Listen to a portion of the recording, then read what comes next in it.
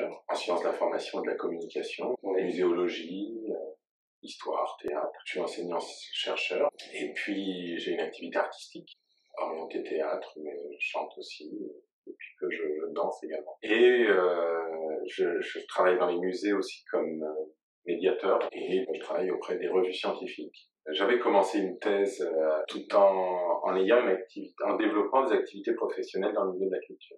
Le projet de thèse s'est construit petit à petit autour de l'histoire au musée, c'est-à-dire comment est-ce qu'on fabrique l'histoire dans les musées. À la base, j'avais même l'idée de faire une exposition pour ma soutenance. Ouais.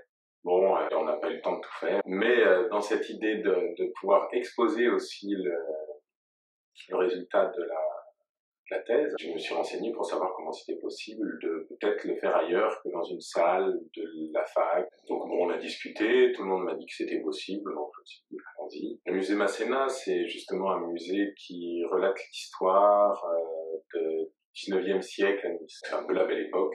Donc voilà, il y a quand même le lieu lui-même qui témoigne de son époque. Et puis des classiques de ce qu'on peut trouver dans les musées d'histoire. Des grands tableaux de bataille, par exemple, qui peuvent faire un peu vieillot, mais qui rentrent dans les schémas que je voulais montrer. Je partais du principe que dans un travail comme celui-ci, qui est un travail en sciences de l'information et de la communication, si on voulait présenter une forme de transparence entre les entretiens, les retranscriptions, comment on analyse les retranscriptions et le terrain, puis ensuite comment ça vient s'intégrer dans le discours et les résultats de la thèse. Ouais. J'ai voulu que dans le texte aussi ça puisse transparaître, ouais, dans la mise en forme du texte, et qu'on puisse suivre tout ce chemin de A à Z. C'est quelque chose que j'ai hérité de mes années en histoire. C'est la construction d'un objet scientifique qui passe par la documentation de terrain, puis ensuite un travail méthodologique qu'on explique aussi, pour ensuite finir sur une forme de récit. C'est quand on ouvre un livre d'histoire, on retrouve le récit finalement de ce que l'historien ou l'historienne a relevé de ses archives. Si on a envie d'être lu, il faut attirer son lecteur de fil en aiguille vers la suite, et puis lui donner de temps en temps des raisons d'affronter cette austérité et celui du travail scientifique. C'était pas non plus un blabla sans prise avec la réalité.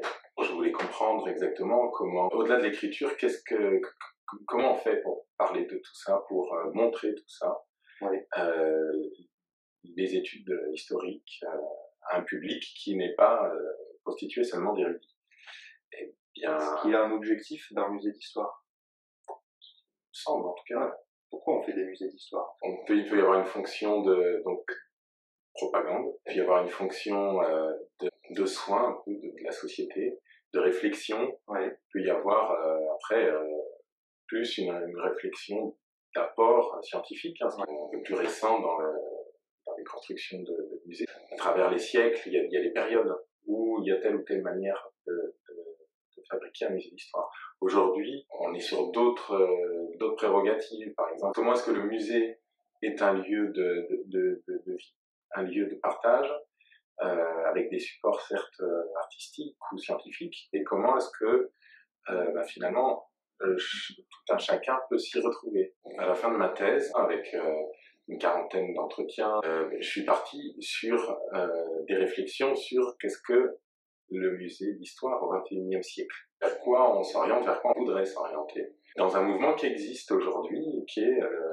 notamment soutenu par l'UNESCO et des collègues à Paris et ailleurs aussi dans le monde, qui disent, qu'est-ce qu'on veut faire des musées dans l'avenir? Alors moi, avec plutôt mon regard sur le musée d'histoire, j'ai essayé de réfléchir à des perspectives. Si on se balade aujourd'hui au musée de Versailles, on se retrouve dans une muséographie à la 1850, quoi.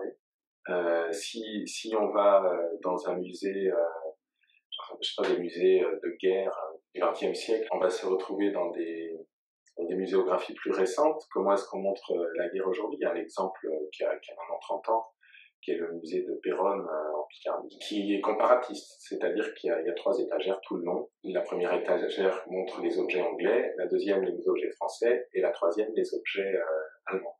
sur une même thématique. Et à chaque fois, on passe d'une thématique à une autre, et on voit comment, de part et d'autre des frontières, pendant la guerre, les, les constructions se sont faites. Et ça permet déjà aux visiteurs, à visiteuses, de comprendre assez simplement, en un coup d'œil, les différences et pouvoir déjà construire une réflexion là-dessus. On pourrait aussi avoir des musées qui, comme le musée du Dauphiné l'a beaucoup fait, qui rassemble une communauté par exemple de la ville, par exemple issue de l'immigration, et qui co-construit l'exposition sur l'histoire de cette communauté. Donc il a co-construit avec les gens qui en sont issus. Ça marche aussi très bien dans des musées, type de musée de la mine, et des personnes qui sont issues de la communauté professionnelle des mines, à la fin de l'activité, même avant la fin, il y a une construction qui se fait, et puis petit à petit il y a la mémoire qui se raconte au fur et à mesure, les gens qui travaillent à la mine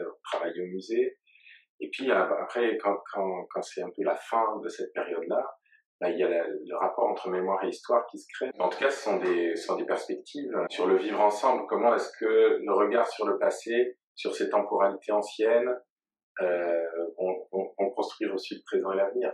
Le musée est très politique. J'ai été à un colloque sur la multiplication des voix qui viennent raconter au musée l'histoire. Il y avait un intervenant qui parlait d'un musée en Irlande du Nord. Bon, il dit voilà, aujourd'hui, on essaye d'apporter une multitude de témoignages, et au-delà de ça, même de dire on essaye d'apporter, c'est qu'on nous a apporté.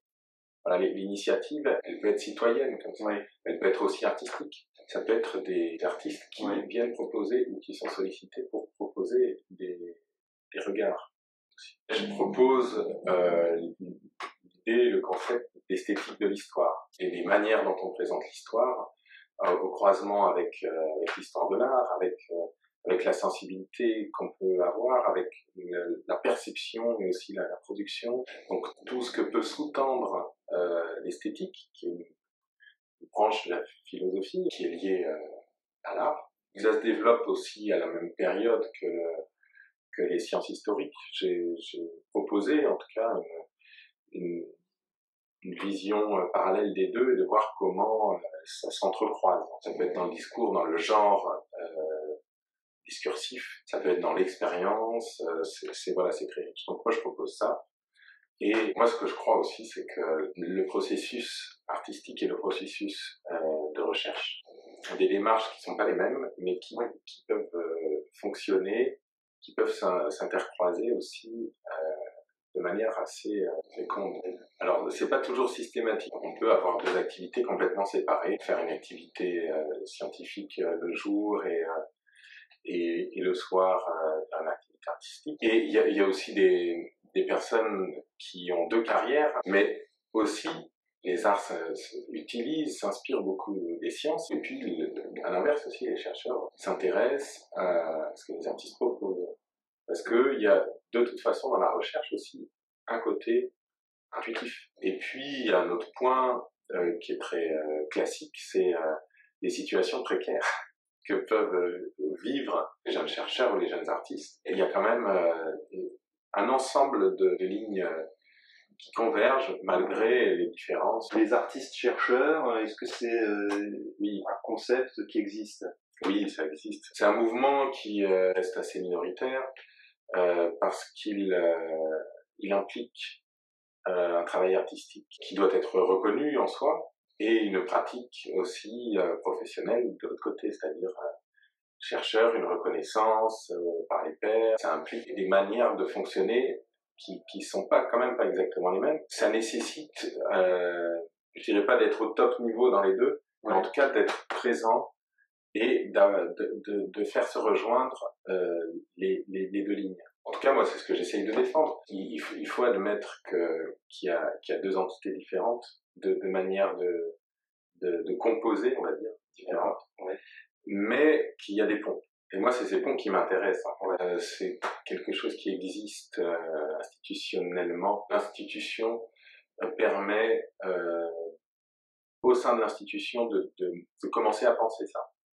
Les carrières d'artistes-chercheurs ou d'artistes-chercheurs, ça s'arrête là, pour l'instant. Il me semble qu'on en est un peu au balbutiement. Le meilleur moyen de le promouvoir, c'est de le pratiquer, même si ça rencontre des oppositions. Voilà, j'ai une amie qui dit que le message n'est pas clair, de collègues, par exemple, en lettres, qui, d'un côté, font de la recherche, et qui aussi sont eux-mêmes romanciers ou poètes, etc., et qui font régulièrement des croisements entre les deux. Voilà, elle me disait que ça délégitimait les sciences littéraires, on va dire. Et je peux comprendre que ce soit quelque chose de pointé comme potentiellement un point faible. On va vous dire, bah non, vous n'êtes pas scientifique, vous voyez, vous écrivez des poèmes, etc. Mais voilà, on ne va pas empêcher aux gens de faire de la poésie parce qu'ils sont scientifiques. Notamment parce que énormément de scientifiques ont fait de la poésie de tout temps. Moi, c'est ma position, c'est plutôt de dire qu'il faut pouvoir assumer les deux, assumer le fait que l'un apporte à l'autre. Les deux activités se nourrissent mutuellement et qu'elles permettent aussi d'épanouir non seulement les personnes qui pratiquent, mais aussi la société. On va commencer par les élèves et la communauté scientifique, la communauté artistique, et puis d'un point de vue plus général, la société dans son ensemble. Je le pratique même. Alors, je suis pas forcément un bon exemple parce que je mets le fric des fois au deuxième rang, et je me dis bon bah moi j'ai envie de faire ça, je vais le faire. Et puis si je suis pas suivi financièrement, je le mets au deuxième plan. Et je me dis bon bah voilà, moi ce que j'aime faire et ce que je sais faire, c'est ces choses-là, donc j'y vais. D'un point de vue artistique, je travaille pour différents projets. Il y en a qui n'ont pas de lien forcément avec les recherches que je peux faire ou qui sont faites par d'autres collègues. Mais d'autres, oui. On interroge l'histoire, par exemple, dans nos pièces. Par exemple, on avait monté Copenhague, une pièce qui traite de la période de la Deuxième Guerre mondiale, avec deux scientifiques, Niels Bohr et Heisenberg, en pleine guerre. Ils ont un échange que personne n'a écouté, d'autre que ces deux-là. Tout le projet de la pièce, c'est d'interroger l'échange et de le rejouer, et donc de faire des propositions, des suggestions, des hypothèses de ce qui a pu être dit. C'est vraiment l'auteur, Michael Friend, qui a fait avancer aussi la question à ce sujet-là. Donc c'est l'histoire des sciences. Il y a des archives qui ont été ressorties du fait de la mise au public de sa pièce, de son texte. Et ça a fait bouger les lignes de ce qu'on savait de ces gens-là. Nous, on a mis en scène, du coup, les lettres qui sont ressorties après l'écriture de la pièce, pour aussi les mettre en valeur. Donc il peut y avoir un travail de mise en valeur, il peut y avoir un travail de creuser, de proposer des hypothèses alternatives aussi.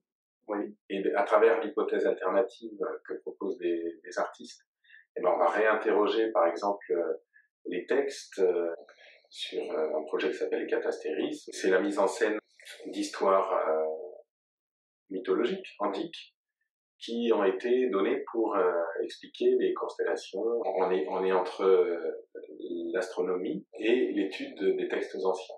Déjà, on croise deux champs qui d'habitude se croisent guère, et on essaye de faire se croiser aussi les collègues qui ont étudié ces choses-là. Et ça, on voit ce que ça donne, quoi. Donc c'est un peu expérimental. Alors, ensuite, on amène le débat et on voit ce qui ressort de ça.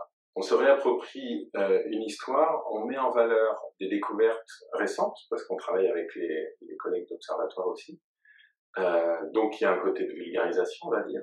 Mais le côté proposition, il arrive là, parce que on fait ensuite un débat entre les deux collègues. Et on voit qu'il y a des choses qui ressortent, qu'à eux, ça leur fait bouger leur propre ligne.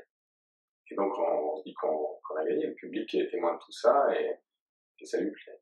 Après, dans les musées aussi, c'est facilité, parce que les musées sont des lieux où il y a des équipes scientifiques. Vu que c'est un lieu où les arts et les sciences sont déjà réunis, c'est vrai que c'est pas mal pour pouvoir creuser là-dedans, et qui accueille régulièrement des propositions scéniques aussi. Donc c'est un lieu propice à ce genre d'activité composite. Il y a des périodes où je suis plus facilement payé pour faire de la recherche que d'autres. Voilà, il y a un projet précédent qui est celui qu'on a appelé Partita, qui s'intéressait au parcours d'artiste. Et là, j'ai pu profiter d'avoir 2 petits contrats de postdoc, c'est-à-dire des contrats de recherche pour Oui. organiser, diriger l'ouvrage qu'on vient de terminer. Donc j'en ai fait une introduction et puis après mon rôle c'est de poursuivre les collègues pour qu'ils rendent leur papier, de le réviser, d'avoir un aller-retour un peu avec eux sur le fond, d'assembler l'ensemble, puis d'aller jusqu'au bout pour que le livre sorte, quoi. D'accord, donc tu disais ça s'appelle Parcours d'artiste. Oui. C'est chez l'Harmattan. Oui, on essayait de voir non seulement les singularités de chaque parcours, mais aussi ce qui pouvait se retrouver de l'un à l'autre. Et également, qu'est-ce que le territoire, ici, de la Côte d'Azur, faisait ressortir. Et la deuxième partie, elle est issue d'un colloque qu'on avait organisé au tout début de ce projet, du moins plutôt une journée d'études. Ils viennent présenter en quoi, au cœur de cette discipline artistique, le numérique a fait bouger les lignes, a été saisi par les artistes, la musique, le théâtre, mais aussi les arts plastiques. Et on finit par une postface d'Hervé Fischer, historien de l'art, critique dans le champ de l'esthétique, qui écrit un manifeste pour l'art numérique au cœur de nos crises actuelles. Ça termine le livre, qui est illustré aussi par une artiste locale, Glévis Vanté, qui est dessinatrice. Et il y a des encadrés justement aussi artistiques textuels, une sorte de nouvel essai à un moment. Il y a aussi une sorte de performance qui avait été faite par une collègue, Laura Muret, qui, pendant un colloque, à partir des entretiens, elle a mis le texte de cette performance dans le livre aussi. Maintenant que j'y pense, j'aurais dû te demander de faire une démonstration d'artiste aussi. Ah ben oui, là, j'ai rien. Non, bah écoute, ça sera pour la prochaine fois. Merci beaucoup, en tout cas, c'était très intéressant. Merci Raphaël, à bientôt. À bientôt.